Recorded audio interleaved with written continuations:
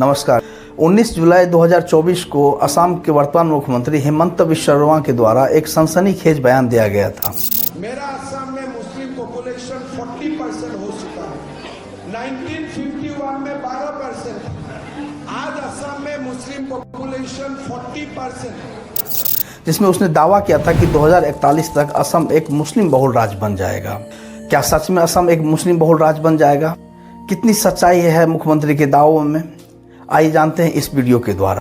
ये एक सच है कि असम की जनसंख्या में एक जातीय समूह के रूप में बांग्लादेशी मुसलमान की जनसंख्या सबसे ज़्यादा है। 1991 से 2011 की जनसंख्या के आंकड़े के बीच एक तथ्य सामने आया था। असम के लोअर और अपर 7 जिले, जिसमें बारपेटा, दारांग, मोरीगांव, नौगांव, बोगाईगांव, धुबरी और गोलपारा, इन जिलों में हिंदुओं की आबादी जो 1991 में 38,38,791 थी, 2011 की जनसंख्या में इनकी आबादी 35,92,819 रह गई। और इसी अवधि में इन 7 जिलों में मुसलमान आबादी 39,13,920 से बढ़कर 63,65,873 हो गई। जाहिर तौर पे हिंदुओं की आबादी इस दरमियान में घटी है और मुस्लिमों की आबादी में इजाफा हुआ है। इसमें कतई कोई शक वाली बात नहीं है। बारपेटा में 1991 में हिंदू की आबादी 5,57,929 थी, जो 2011 में घटकर 4,92,966 रह गई।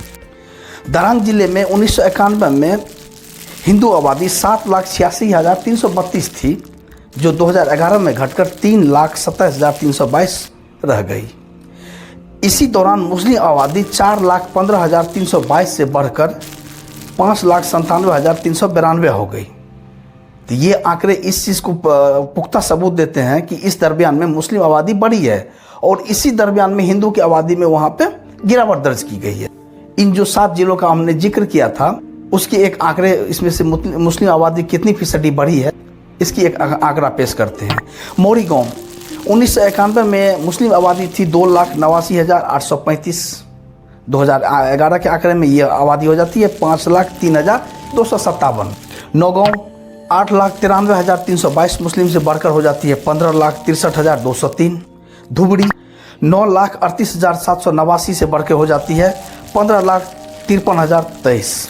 गोलपारा 3,35,275 से बढ़कर हो जाती है 5,79,873।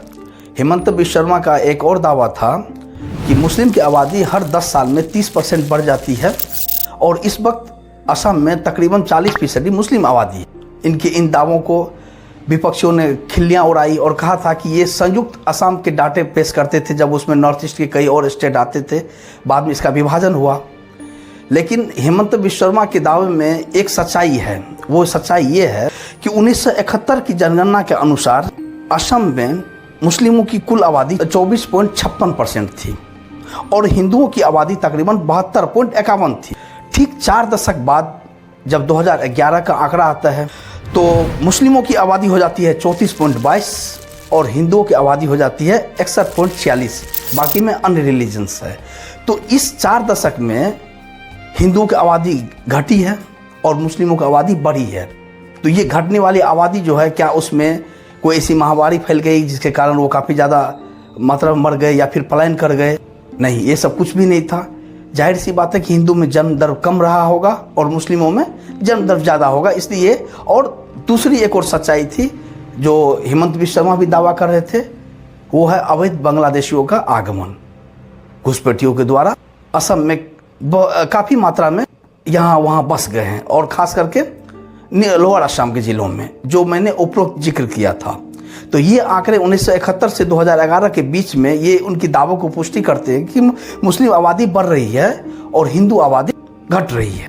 और 2011 के नवीनतम जनगणना के आंकड़े के अनुसार 1.07 करोड़ मुस्लिम की आबादी थी और जो कुल जनसंख्या 3.12 करोड़ के 34.22% थी। और इस हिसाब से देखें इस आंकड़े से, तो हेमंत बिश्व शर्मा का ये आंकड़ा कि 2041 तक असम एक मुस्लिम बहुल राज्य बन जाएगा, इसमें कतई कोई शक दिख नहीं रहा। और एक मुख्यमंत्री का और ये एक बोर्ड बयान था, ये एक सच्चाई है जिससे हम नज़र नहीं चुरा सकते हैं। और ये हमारे लिए राजनीतिक मुद्दा नहीं है, ये हमारे लिए जीवन मरण का सवाल है।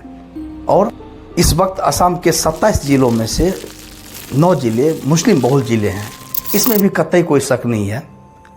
तो जाहिर सी बात है कि जनसंख्या का इस तरह से बढ़ना असम के, और वो भी खास करके जो कि बॉर्डर इलाका है, वहाँ पे निस्संदेह एक डर पैदा करता है।